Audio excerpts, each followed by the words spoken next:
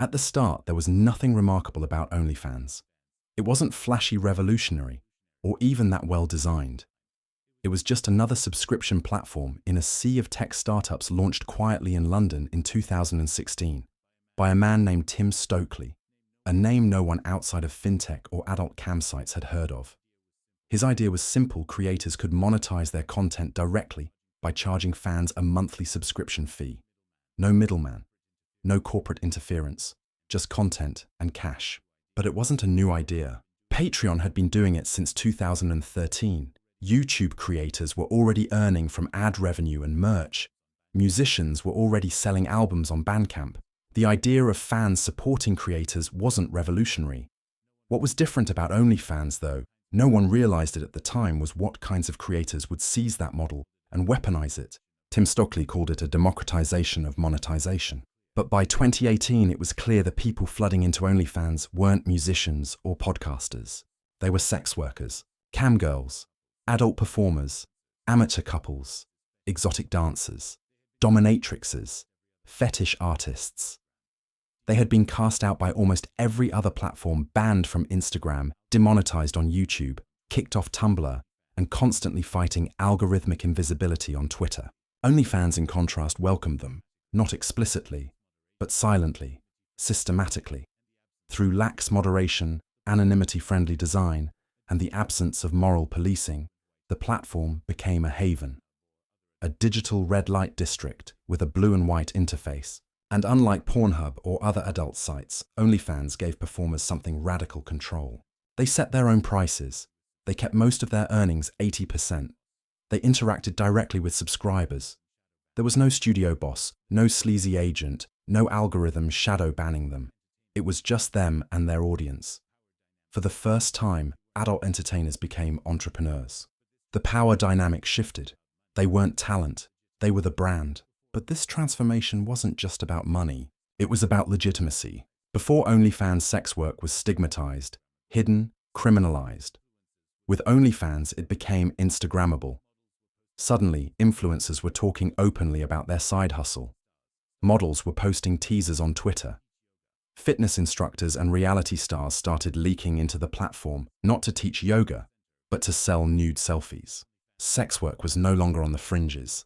It was at the center of internet culture, and OnlyFans was the infrastructure powering it.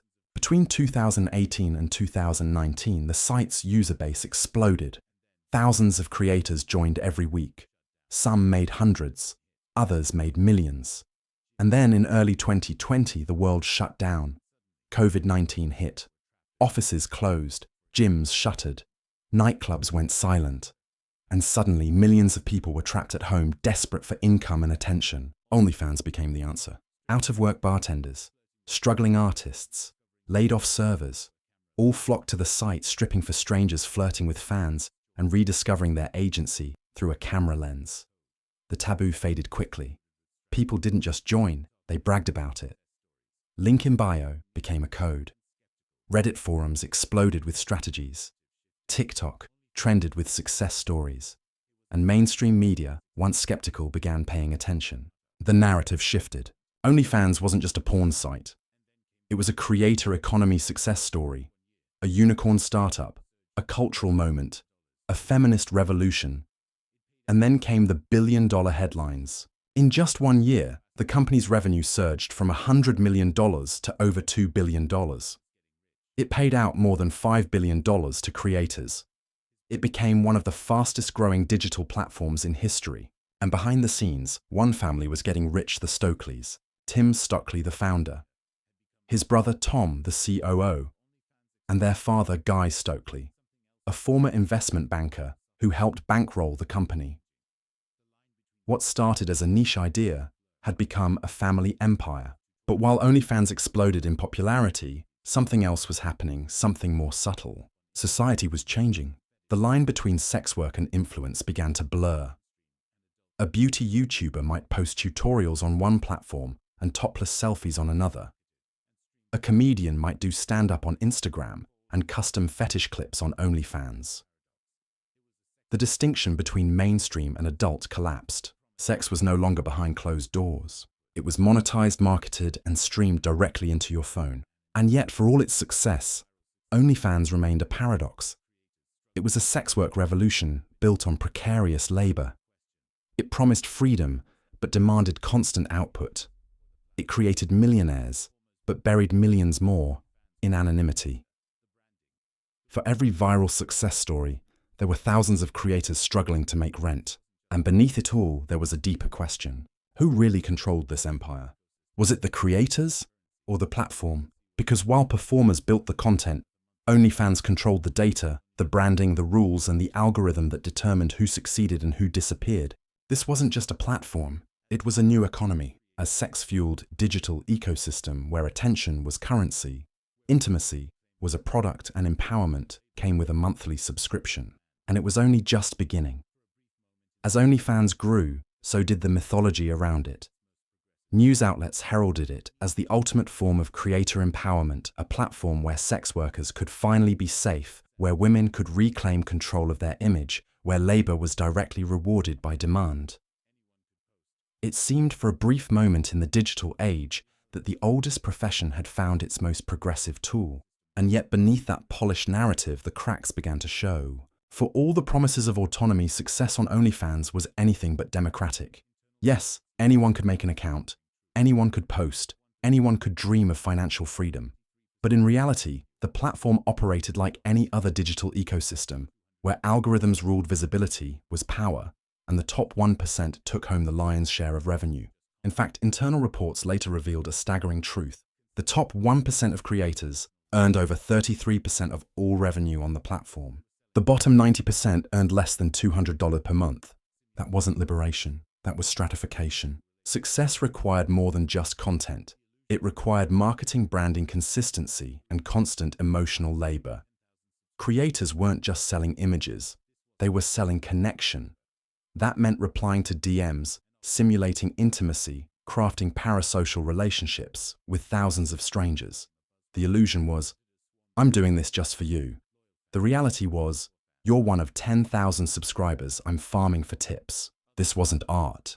It was labor. Grueling, relentless, and often psychologically exhausting. And then came the copycats. The moment OnlyFans became a buzzword, competitors swarmed the market. Fansly loyal fans, just for fans, and more. Some promised lower platform fees.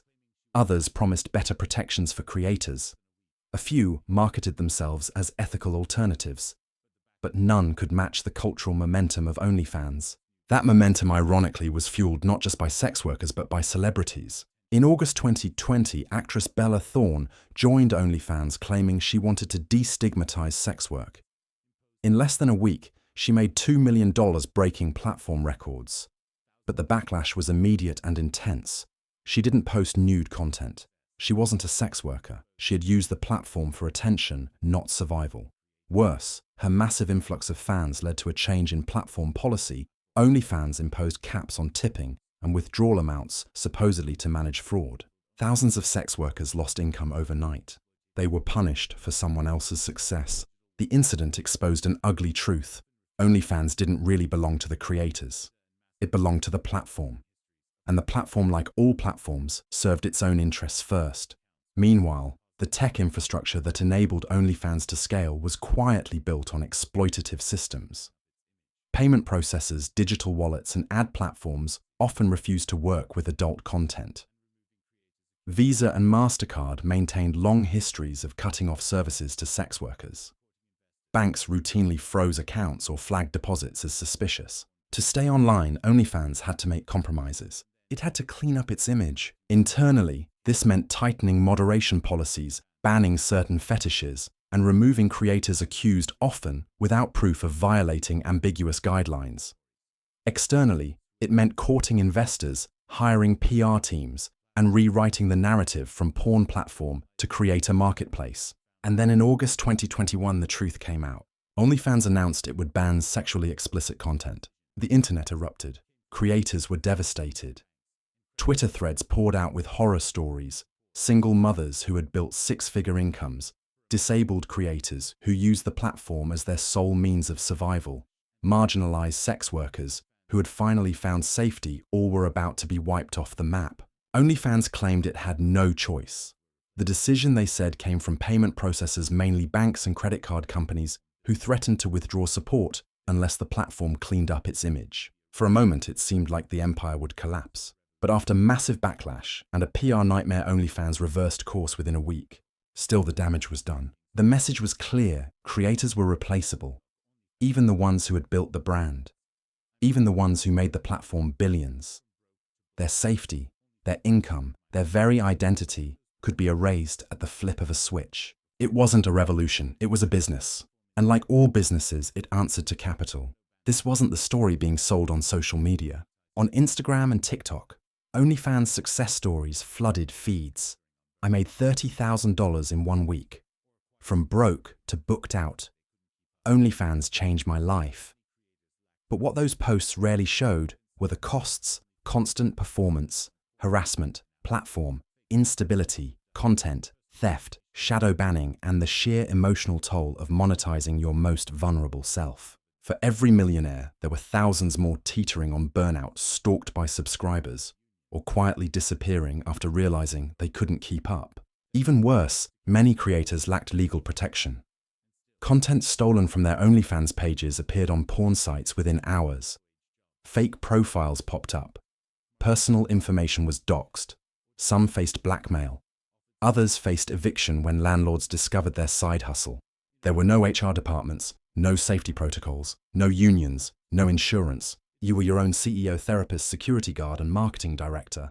And still, people joined every single day. Why? Because for millions trapped in low-wage jobs, saddled with student debt, marginalized by race, gender, or disability, OnlyFans offered something nothing else could control over your own income. In a world that punished sex and commodified desire, OnlyFans flipped the script. It didn't eliminate exploitation, it redistributed it. It let the worker become the boss, but only if they were willing to carry the weight of the entire system. Because in this empire, every dollar was earned through intimacy. And every empire built on intimacy is always one scandal away from collapse. The rise of OnlyFans did not happen in a vacuum. It was born from a collapsing economic landscape, a pandemic-induced reckoning, and a cultural shift decades in the making. In a world where everything was for sale, it was only a matter of time before desire became a subscription model and intimacy a monthly bill. Sex had always been a commodity.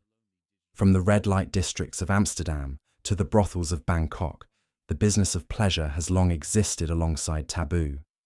But what OnlyFans did was far more radical. It brought that business into people's bedrooms, not just performers but the viewers. It erased the line between consumer and participant. Suddenly you weren't just watching, you were chatting, you were tipping, you were directing content. You weren't paying for porn, you were paying for connection. And connection in a lonely digital age is worth more than gold. This shift created a new economy, what academics have begun calling sexual capitalism. In this system, your body is your brand. Your desires are monetizable. Your sexuality is content. It's no longer about what you do, it's about how you package it. The performer became the product. The performance became a service. And this raised a terrifying question. What happens when your value as a human being is determined by how much people are willing to pay to look at you? The answer is complicated and deeply unsettling. On the one hand, many saw empowerment. OnlyFans allowed creators to reclaim control from exploitative studios and abusive management. For LGBTQ+ people, disabled creators, and women of color groups, historically marginalized by mainstream media, OnlyFans became a space to create on their own terms. But on the other hand, empowerment came with a price. Because once your income is tied to your desirability, everything else becomes secondary. Your worth is algorithmic. Your beauty is data. Your survival depends on engagement, retention, tip count, and message open rates. You're not just competing with other creators. You're competing with yourself. The algorithm is always watching. It favors consistency. It rewards novelty. It punishes breaks. So creators don't rest. They don't unplug. They optimize. They adapt. They post through illness, depression, burnout, because if they stop, they disappear. The app doesn't just host your labor. It colonizes your life. This kind of relentless exposure creates profound psychological consequences. Studies began emerging, linking OnlyFans labor to anxiety dissociation and body dysmorphia. Therapists reported waves of young people feeling addicted to the dopamine rush of validation and terrified of losing it. And while mainstream media fixated on top earners and flashy statistics, the lived experience of most creators was far more complex. They were sexual entrepreneurs, navigating censorship, societal shame, racial fetishization, and the emotional labor of monetizing their most private selves. Meanwhile, the rest of the internet watched in confusion and awe. Parents were horrified, politicians called for bans, religious leaders decried moral decay, and yet traffic surged. Google searches exploded, Reddit threads multiplied. Even high school students talked about starting an OF as a joke or a backup plan. In the eyes of Gen Z, OnlyFans wasn't taboo. It was strategy. This cultural normalization sparked a new kind of anxiety. Was OnlyFans changing morality? Was it warping expectations of intimacy? Were we creating a generation for whom sexual worth was inseparable from economic value? For many young men, the platform became an escape, an emotional illusion of connection in a world starved for affection. Unlike porn, which was passive, OnlyFans felt personal. You could chat, you could feel seen.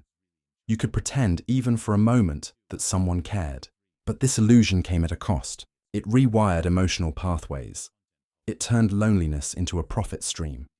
And it conditioned a generation to believe that intimacy is always transactional. On the flip side, women on the platform, many of them marginalized in their day-to-day lives, found power in commodifying the very thing society punished them for their sexuality. OnlyFans became a reclamation, a space where the gaze became a paycheck and shame became strategy. But this wasn't feminism. This was survival. And the moment it stopped being profitable, the platform reminded everyone who was really in charge. Throughout 2022 and 2023, OnlyFans began tightening its grip. It implemented stricter content policies. It banned certain language in DMs. It shadow banned creators suspected of violating community standards. And behind the scenes, it built partnerships with brands, financial institutions, and streaming services, all in an effort to shed its adult reputation. The goal was clear: evolve beyond porn, become the next Patreon, the next YouTube, the next Meta. But in doing so, OnlyFans risked abandoning the very people who built it, just like Tumblr did when it banned NSFW content, just like Instagram did when it censored body positivity, just like every other platform that built its foundation on subcultures, only to discard them once profitability demanded respectability. Because in capitalism, nothing is sacred, not even the revolution. So where does that leave us? With a paradox. OnlyFans is both liberation and exploitation. It's both empowering and dehumanizing. It gives power and takes it away. It reveals a brutal truth about the internet, that in the absence of protection, platforms will always prioritize profit over people. And when sex becomes content, the consequences ripple far beyond the screen. This isn't just about one app. It's about how we define labor, how we measure value, and what we're willing to sell in exchange for security. Because in the empire of OnlyFans, the line between freedom and performance no longer exists. There is only demand, and those willing or desperate enough to supply it. In the public imagination, OnlyFans was a wild west of digital autonomy, a marketplace where creators made the rules and reaped the rewards. But peel back the branding, and a more unsettling structure emerges. A structure not built for the creators, but for the owners. And it all begins with a name few had ever heard: Leonid Radvinsky. Officially, he's a tech entrepreneur, a private, reclusive businessman who inherited the platform from its original founders. Unofficially, he's the ghost behind the curtain, a man whose empire stretches back to the early days of internet adult content. Before OnlyFans, Radvinsky ran MyFreeCams and other cam sites operating in the shadows of a largely unregulated adult web. He didn't build OnlyFans, he bought it. In 2018, Radvinsky acquired a majority stake in Phoenix International, the parent company behind OnlyFans. The deal was quiet. There were no press releases, no tech blogs covered it, but it marked the beginning of a new era. Under Radvinsky's leadership, the platform exploded in both size and profit. He took what was once a simple subscription tool and turned it into a global machine, one that paid out billions to creators while funneling billions more into his own pocket. And yet almost nothing is known about him. No public interviews, no major appearances, no company-wide speeches. He's a digital phantom known more for lawsuits and shell companies than vision or leadership. According to financial records, Radvinsky has earned over $500 million in dividends from OnlyFans since 2020, all while remaining largely invisible to the public eye. But his anonymity serves a purpose, because if the world saw who truly profited from this creator economy, it would shatter the narrative. This isn't a grassroots revolution. It's a top-down extraction model where content is democratized but profits are centralized, where creators are the labor but someone else owns the factory. It's Uber but with nudity, Spotify but for desire. It's the same model that governs nearly every tech giant today, disguised corporate control with the language of empowerment. And creators hungry for income and attention play their part. They hustle, they promote, they normalize the platform, they teach others how to join. They become recruiters, marketers, and content mills, each feeding the algorithm in hopes of rising above the noise. But the algorithm doesn't care. It is indifferent, ruthless, mathematical.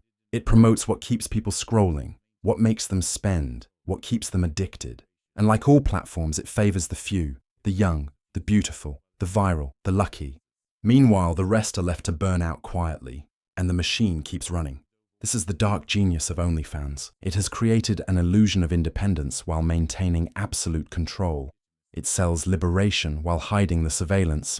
It rewards a few stars while extracting from the masses. It is both platform and predator. And now, with over 170 million users, OnlyFans is preparing for the next phase. It wants legitimacy. The company has launched initiatives to attract non-adult creators, chefs, fitness trainers, musicians. It's investing in AI moderation, digital payment infrastructure, and partnerships with corporate brands. It wants to be seen as the future of content, not just sex work. But here lies the final betrayal.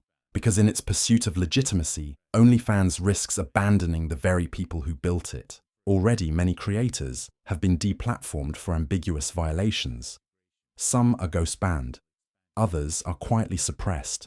And behind the scenes, investors are pushing for a cleaner image to enable IPO talks, greater financial integration, and international expansion. The writing is on the wall. The empire is evolving, and like every empire before it, it grows by erasing its origins.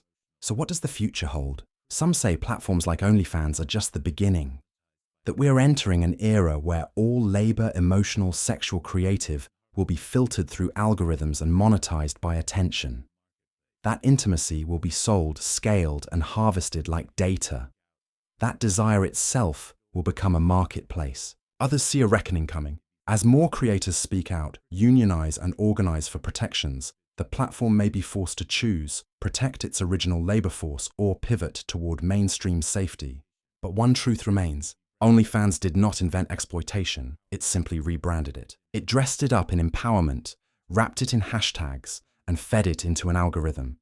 It promised freedom, but delivered performance. It offered visibility, but demanded obedience. And it turned the most vulnerable kind of labor, emotional, sexual, relational, into a source of endless extraction. This is not just the story of OnlyFans. It's the story of digital capitalism, where platforms sell connection, where people become content, and where the machine always wins.